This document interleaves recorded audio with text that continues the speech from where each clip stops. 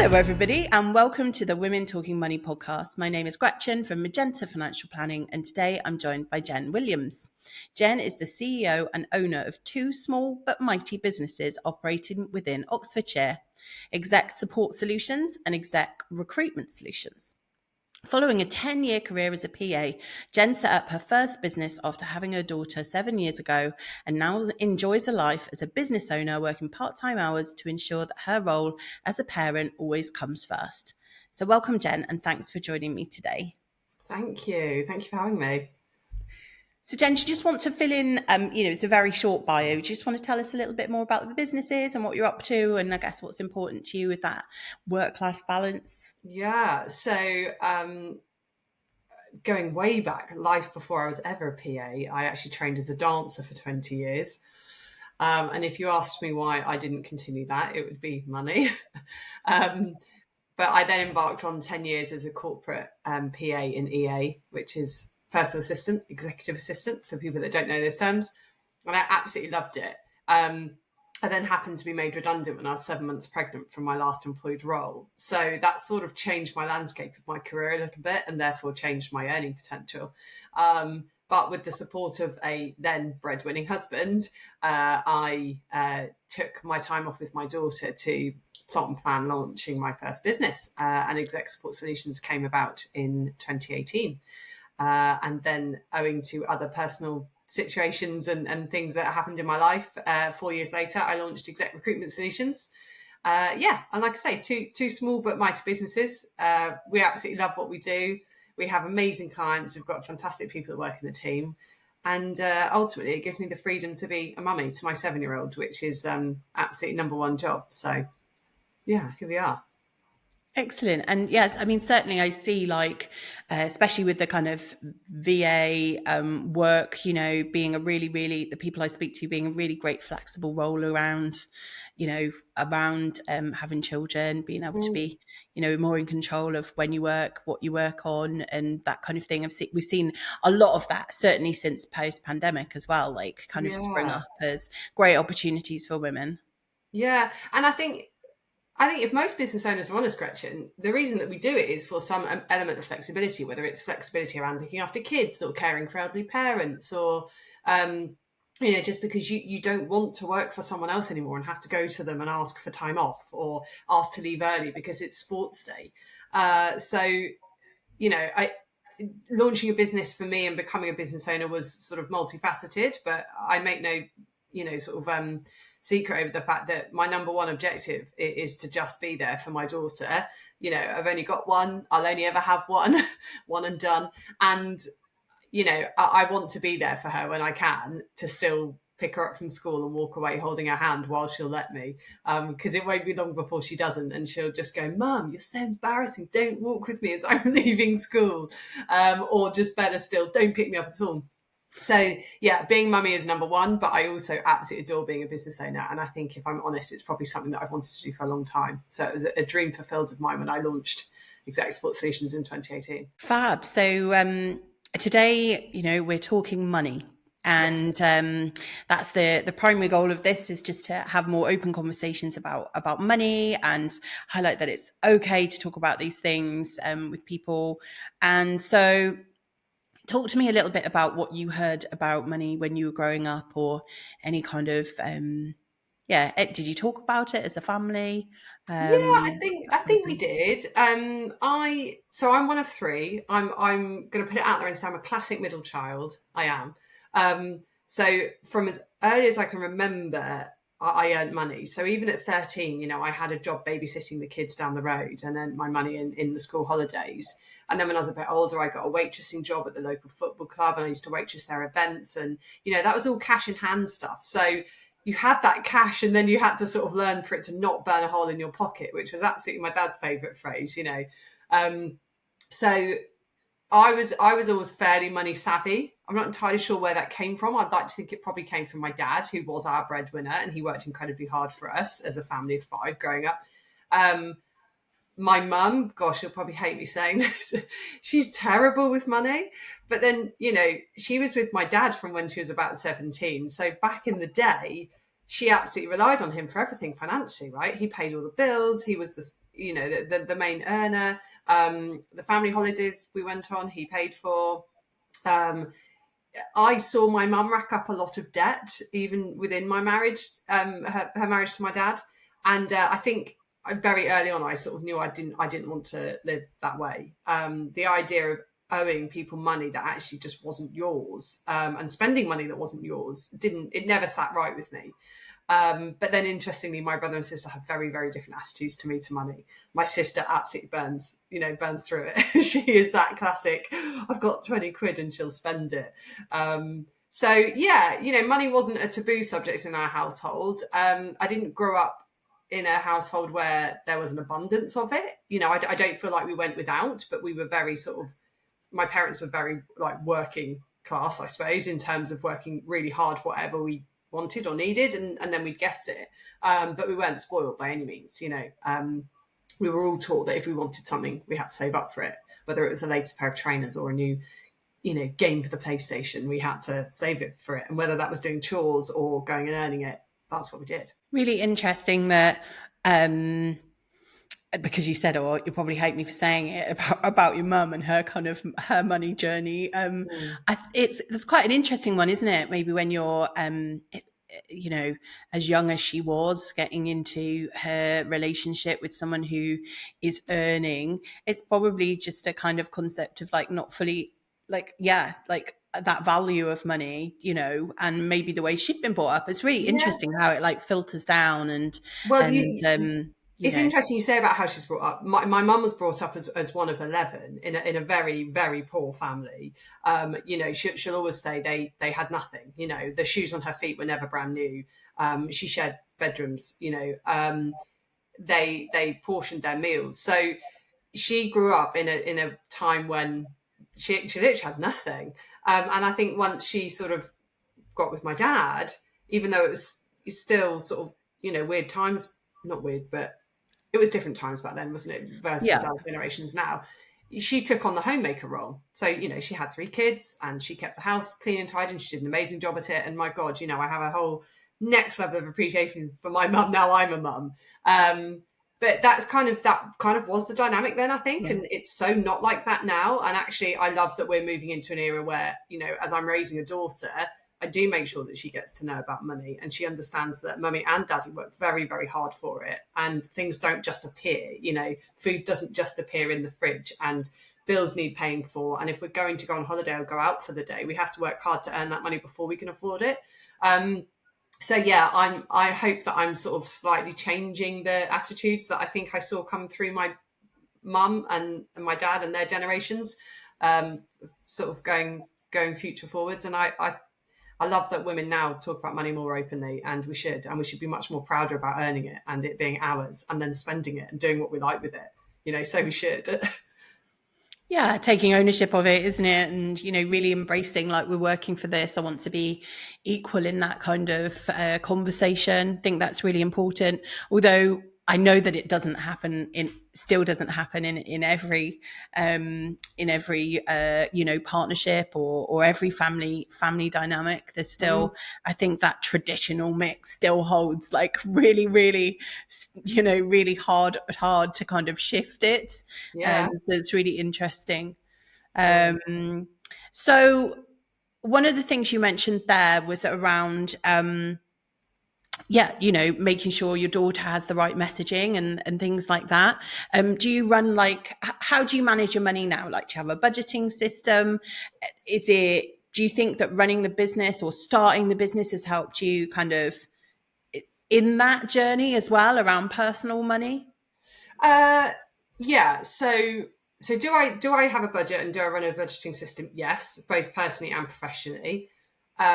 Has my sort of consideration of those things around money and sort of changed, I suppose, since launching a business? Yes, massively. So I'll be honest, when I launched my business 6 years ago, Gretchen, I was still with my husband. We were very fortunate. He had a very good salary. He was essentially our breadwinner. I launched a business that didn't need to put money on the table, put it that way. We didn't need my money that I earned or whatever I was going to pay myself to pay the bills.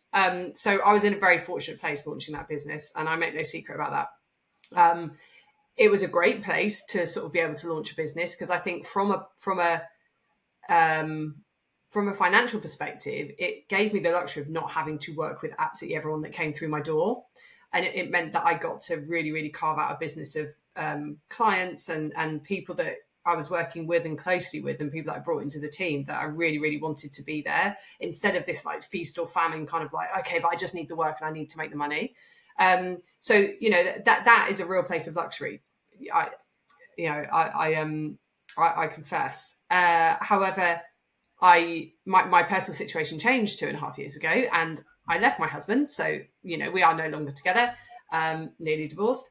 And, you know, it was huge for me, because actually I had to really, really mentally shift my thinking about my business and what it meant to me, because I had this essentially a lifestyle business, what people would call a lifestyle business.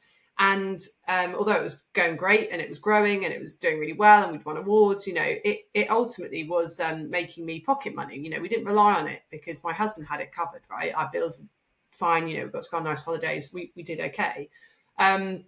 When I made the decision to not be with my husband anymore, who was our breadwinner and the person that was bringing the main income into the house, it was a huge shift for me, because I went from having this lifestyle business that suddenly needed to become the reason that I could put food on the table, because I went down to being a one income household, looking after a daughter and single parenting. So that was huge for me. And actually, it completely changed my, not attitude about money, because I think I've always had a good attitude about money, but it changed the objective about my business quite hugely. And as such, my personal situation is also the reason I ended up launching another one. I absolutely launched another business, not just out of need and desire, but because I hoped it would be another revenue stream for me, you know, because I am now one adult in a household trying to make sure that I can keep food on the table and pay the bills, and, you know, keep a daughter in piano lessons and football practice and all the nice things that she wants to do as well.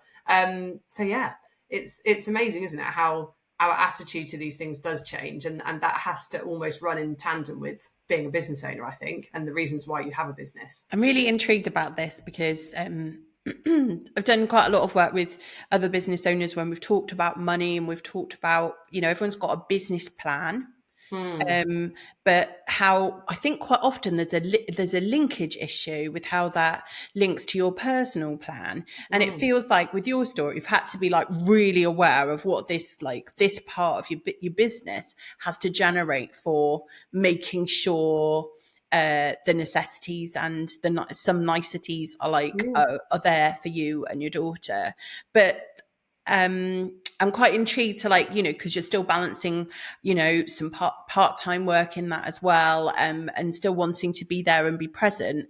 So is it ultimately at the moment, while she's the age she is, that your aim is, right, this is what we need, so this is what this has got to generate? Or are you approaching this of like, you know, yeah, well, talk to me a bit about that. I don't know how you're approaching it. So yeah.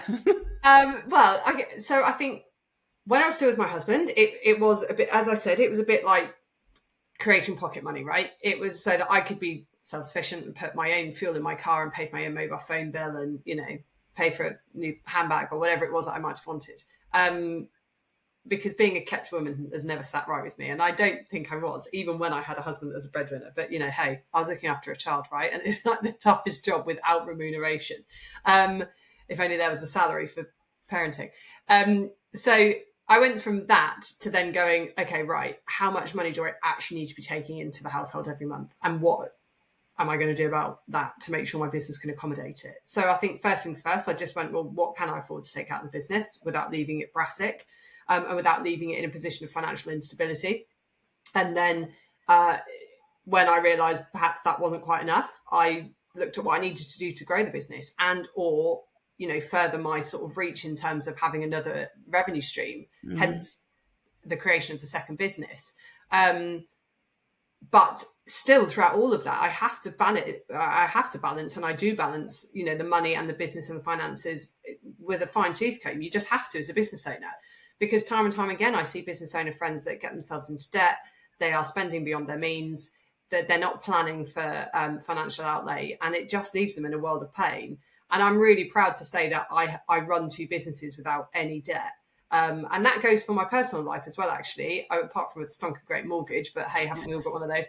I don't have credit cards. I don't have an overdraft. And I manage my money well enough that I spend what I have, and if I want to save for something, then I do my best to save for it. Or I consider investment opportunities to make more money, So yeah, it's a constant juggle. I make daily checks of my online banking personally and in the business. I make sure I stay on top of debtors, creditors. It's probably one of my biggest banes for my life is chasing people that owe me money. It kills me, because if you owe it, just pay it. But yeah, I'm very proud to say that I do bankroll two businesses without any debt. I always make sure that the cash flow in the business is healthy enough to survive me getting hit by a bus tomorrow, let's say. And I kind of see that as part of my job. I employ people, so I haven't just got to think about paying my mortgage. I've got to make sure I'm paying theirs. And that's quite a big pressure, but it's one that I'm proud to say that I think I do quite well. So. And I mean, this is going slightly off piste for people who normally, Yeah, we're normally listening, but so in there, let's talk about that a little bit. You've talked about what if you got hit by a bus. In there, in that business plan and in all those costs, it's about balancing like what's happening today with what could happen and what will happen in the future. So do you feel like you're managing to, like ensure you've got enough, let's say, health protection paid for, and do you feel like you're still contributing towards the future? Like, have you managed to be able to carve out enough to at least contribute to your pension still and things like that? Because I think that's what we kind of we think about the shoestring things that we need to be able to do. And then there's these other layers of stuff. So is that something that you've, managed to get to as well? Yeah, I think so. Pensions, that you're probably going to hate me for this, Gretchen, but I don't pay into a pension. I never have. And honestly, the reason being is that, I've seen my dad pay into a pension forever, and then I saw my mum take half it when they got divorced. And I've always just felt like the value of the pound has been more important to me in that particular moment than saving for it to spend in maybe 40 years' time or whenever I eventually get, to be pensionable age, because Christ knows what that'll be when I get older. But so I don't have a pension, don't judge. But in terms of making sure the businesses are staying, afloat and can be funded, I've always got at least 3 months of running costs in the business. That's kind of always been my rule. So if I did get hit by a bus tomorrow, and for whatever reason, I literally physically wasn't making the money, there are still, means of money being made. And I've got the means to still pay everybody and still pay all of our suppliers, etc., etc. Now, that's not easy to do because I've got large overheads, like any business. Salaries being one of them, they are the single biggest expense to me month on month. But I am proud that I've got the money there and I keep it there. And, it winks at me every now and again when I think, oh, what I could do with that money. But it's there, and I just think that's the right way to run a business. It would be nice to have 6 months, but, we'll get there. So for now, I feel quite financially secure in the fact that I know people can be paid. But then I've also built businesses, Gretchen, where, as I sit here now and I'm not earning money talking to you and having the pleasure of speaking to you, other people in my team are earning the money for the business, So that was always a goal of mine. I told people when I launched my VA business that I was doing it to kind of create an empire. And I hope I've done that in some way. I hope maybe I've inspired some other VAs along the way to kind of go down that same journey. But I wanted to create something that I knew would make me almost residual income while I was at sports day or at the Christmas nativity and being mum, So, yeah. Again, giving you that flexibility to be able to make those decisions. Yeah, absolutely. And hey, I'm not gonna judge about the pension. It's a very, very difficult balance to find and speak to an awful lot of people now. And I think especially coming out of COVID, thinking more about balancing that, like living for today versus saving for 40 Mm. years time. The only caveat I'd give to that is, you know, you can get great tax relief and save on your corporation tax. I And know. Yes, my it's accountant says it every year when he one goes, of you know, you could put X amount away, Jen, and yeah, and also I speak to a lot of people, especially I think business owners, especially who um at our point we're like, but I could envisage me, you know, it'd be fine, I'll keep working, and you know, that's, I think our, it's not the sort of business, we don't have that set mindset maybe like our parents did, where it's like that hard, fast retirement date. And I think that more and more people are like, well, I could probably still earn money. There might be passive income. There might be still income from the business.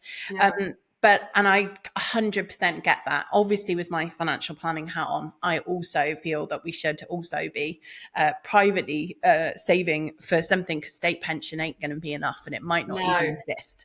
So sure. it is about balancing that approach, you know. But yeah, really interesting about how things have changed for you since, you know, since your divorce or separation, Yeah, yeah. and having to really like almost like really take control of the reins. And Well, it's a you know, bold move, and I'm not saying that to sort of, you know, inflate my own ego, but you know, it's really, really difficult to be the one in a relationship where you know you're going to be financially worse off walking away from that relationship. And I knew I would, but I just want to add as well, you know, my ex-husband and I have an amazing relationship. We're really amicable, and you know, he's fantastic in terms of support, financially, and with our daughter and everything. You know, we're true co-parents, so I cannot knock him for that. But I've also just never been the type of person that wanted to be kept, and I don't want to be someone that relies on money from someone else. Like I have great pride in knowing that I've paid for something, or that I am paying for something, and that I'm managing. And you know, that goes down to a handbag that I buy myself and treat myself, or the holiday that, you know, I took my mum on last year that I paid for. That was one of my financial goals in my business when I launched it. I wanted to afford to take my mum on a holiday. She's disabled, so it might be the last time she gets to go abroad. And I said to her, you know, this is the thing that I've been saving for, and I want to be able to take you away. It was one of my goals, and I absolutely loved that I could do that. I felt really proud about doing that. It wasn't, you know, 10 nights in the Bahamas. It was Tenerife for a week, and it was bloody lovely. But I paid for that for her. You know, my mum, my parents have, you know, funded us our entire lives, as we do for our kids. And it just felt like something that I needed to kind of do back for my mum. Um, so yeah, my goals financially are sort of, they're not huge, but they are achievable, and they contribute towards me enjoying my life and making sure that I, you know, am there for my daughter. And yeah, and I'm happy, really. and do you have do you have a biggest fear kind of around money that you might be willing to share with me? Um, do I have? Oh, I don't know that I do. I genuinely feel like I'm pretty switched on with money, and I'm quite good with it. So I've never been, unlike people around me in my life, I've never been in that situation where I've seen debt spiral, or I've got to a place where I think, Christ, I literally don't know how I'm going to pay the bills this month, you know. That's not to say that I live lavishly. I'm not bathing in £50 notes, but I just manage it well enough that I'm sensible about it. And you know, I forecast where the spend is. And I know when, you know, my car insurance is up for renewal, so I know I've got to pay for that. And that's another bit of money that I need to spend. I hate having a mortgage. I'll be honest. That's probably the one biggest financial thing to me that it's like I just hate it. But yeah, you know, it's also the biggest debt any of us carry, really. So my absolute financial goal in life would be to not have a mortgage and just be mortgage free. I mean, wouldn't that be lovely? I mean, the amount of money that it would free up every month instead of giving it to a bloody mortgage lender. Yeah, that would be lovely. That would be a nice goal. So we'll Yeah, it's see. an interesting one, isn't it? Where we talk about good and bad debt, and clearly, you know, our mortgage falls into that good debt because it's enabling us to have, you know, a nice, happy, warm home and Yeah, and happy life. But quite often, yes, it's really interesting. There's two camps. There's people like you who's like, no, this still just really annoys me, even though it's good debt. You know, yeah, even though it's enabling me to do this, and that kind of repayment. thing. One of the best kind of tips I was given when I first set up Magenta, and had a mortgage, and I think any business owners listening who sit on quite a lot of cash, for Mm, example, or mm, sit on money that you're saving to pay your self-assessment return, mhm. is to try next time your mortgage comes up, next time you are talking about it, is to try and get an offset mortgage. Because Okay. the advantage of an offset mortgage is that, the more cash you have in there, it's kind of offsetting the interest that so you're not Mm, earning the interest on your cash, but you're earning, you're reducing the amount of interest on your loan. yeah. And if you keep paying the same amount of money, you'll just eventually be like constantly overpaying on that mortgage. And, it seems like small amounts to start off with, but actually, when you do the calculators of offset mortgages, it can, if you have quite a lot of, cash kind of swilling around, and I'm Yeah. talking about the thousands, the 20,000s type of Yeah. figure of cash, that can be an option, and it's just something that's worth mentioning. I'm not giving mortgage advice. I'm not a mortgage advisor. You'd need to go and see a mortgage advisor. No, But but I love that. Thank you. And I think I that's think, really important as well, because I know the landscape's changed with regards to business owners and their like access to mortgages. Because it's hard. I run a limited company, so like a lot of director only businesses, I pay myself the minimum £1,047.50 a month, whatever it is, to make use of our tax free allowance. And then if there is money in the business, I'll pay myself some dividends for whatever the reason might be. Which I need to live, because I can't live off 14 grand a year. No one can. But, I do also try to make small overpayments to my mortgage when I can. Again, like that feels like something I'm quite proud of, even if it's just 500 quid, because I do really want to reduce that term. And knowing about offset mortgages, I don't know that I did know about that. So thank you. That's really interesting. yeah, it's and Definitely it's bear that in and mind. yeah, and now, especially with mortgage interest rates, for everyone listening, we're all going to be paying slightly more Oh, interest. yeah, We're they're all paying more obscene. money, and then hopefully the rates are starting to come down, and when they do come down, and we all rebroke again, it's just almost like, can you keep paying that higher amount rather than going back down Yes. again? And Yes. just thinking about those kind of easy wins of like, I'm used to paying this money, so I'm just going to keep paying that amount. And Yeah. that's how I found offset can work, really, really well. Yeah. And that's just from personal experience. So, yeah, it's definitely something to think about. I Um, think might just in conjunction with that, because you mentioned sort of money that businesses put aside to pay VAT and corporation tax and things like that. That's the big chunky money that we all have to put aside, right? Something that I've only just recently thought about doing, which I actually sort of kicked myself for not doing sooner, but because I am pretty good at managing the cash in my business and making sure I've got money there that is accruing for the inevitable corporation tax bill and then every quarter's VAT bill. I just had it sat in my business current account and it was earning absolutely nothing. And then I went, why am I not moving this into a higher interest savings rate? So I might as well earn some money on it while it's sat there for a year accumulating. And so that's what I now do. So yeah. it means that I've ended up with money in different places, but again, as long as you remember where they are, I now sort of shove that money over somewhere and it earns 4.9% instead of absolutely naff all in my cheers Barclays business account. So Yeah. yeah, that's something that I wish, again, I just wish Yeah. someone had gone, why don't you do that Well, sooner? that's really interesting, Jen, because to be honest, that's only really, let's face it, been able to be happening in the last 18 months. And Yeah, for that's sure. probably why it wasn't on your radar, and why Yeah. it wasn't, because you're right. I suddenly sort of went, hang on, why have we got all of this money? Like, we could be earning more money somewhere else. But to be Yeah. honest, for 10 years, we've been in a world where that wasn't possible. But Mm. I think we are going to be in this land of higher interest rates for some time. I don't think it's going to go back down to those really low rates of the 10 years that we've gotten used to. Oh, So, good. yeah, that's great. Shift the money around, make it work for you. Yeah. It's really interesting in our professional environment in financial planning. We have to hold a certain amount of capital adequacy, a certain amount of money that is required, not just for the tax, just to, as you said, a little bit like your 3 months of cash flow, but ours is Mm. based on, a variety of different things. And so you do end up with this cash that, you can do what you like with it, still just needs to be available, Yeah. So yeah, Yeah. that's really good thing to mention for sure. Um, So you mentioned about that financial goal of like taking your mum away.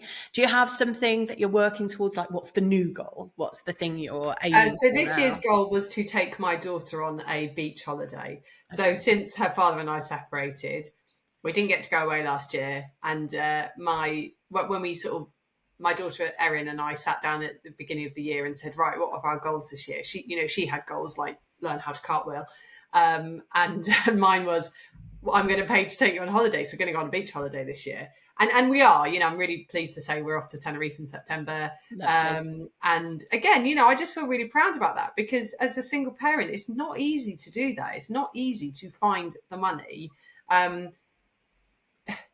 Not if you're a single parent that's also trying to juggle parenting and running businesses. If you're the single parent that still earns a six-figure salary and you look after your kid a little bit, lovely.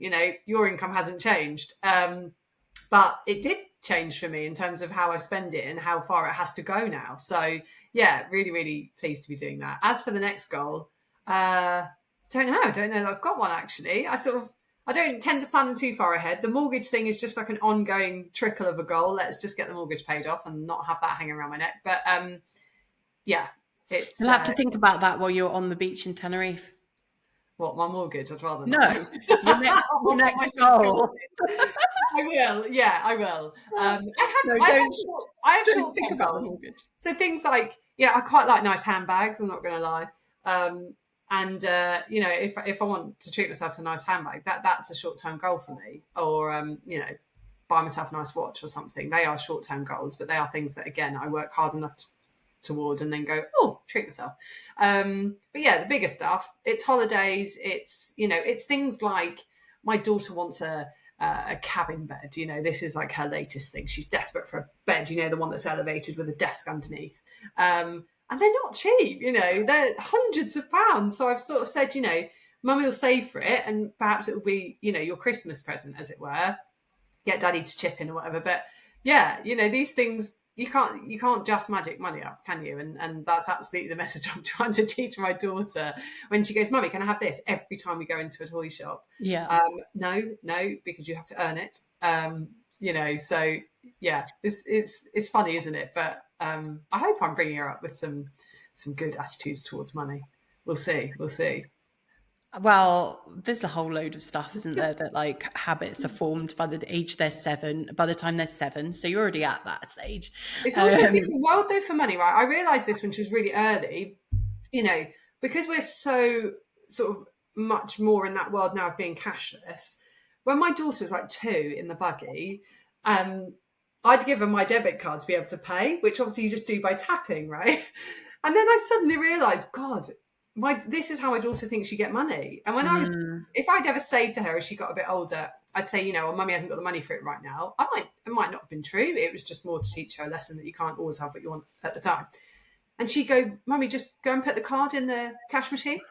And I was like, but you need to earn that money for it to give us yeah, cash. it's It's not not just just an this. unlimited kind I of know, it's like, oh, supply. brilliant, please may I? Yeah. So, I realised that teaching her to just beat this card was teaching her nothing. So actually my ex-husband and I have always been quite staunch about making sure that she does understand money by making sure she understands denominations of coins and notes, and being gifted or given money, whether it's by granddad because he's visited or the tooth fairy came or whatever it is, and then taking that pound and understanding the value of that pound to go and spend it in a shop. We even try and teach her a bit of basic investment. If you don't spend this pound today and take it home with you, when you wake up tomorrow, you'll have £1.50. Because we'll give you the 50p. And she's 7, right? So she's like, no, because I want to spend £1 now. But it's I hope that children don't completely lose that kind of scope on money because of where we're moving towards this kind of contactless, cashless world. Because I think that'd be a real shame. And I know, for one, I loved when I had my first jobs. I loved being given money.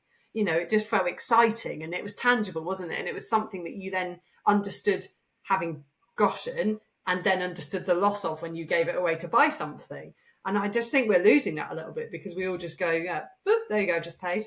It's mad.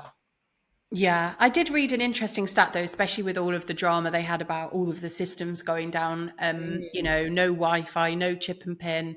Everyone only had their phone, couldn't go and get cash. All of that kind of thing. And the people who were winning that day were the people who had, that £10 note that they'd stashed somewhere. Yeah. But after that, they gave some stats that the amount of people using cash this year had significantly increased. I think Okay. that's probably because of the cost of living crisis, and the people are finding a way to budget, which involves Mm-hmm. actually taking money out and Yes. devising it in the way that many people used to, with tins in the kitchen, which are this is for this and this week. And I think more and more people are having to really think about how they're budgeting and have got into Mm. trouble with tapping the credit card, tapping the debit card.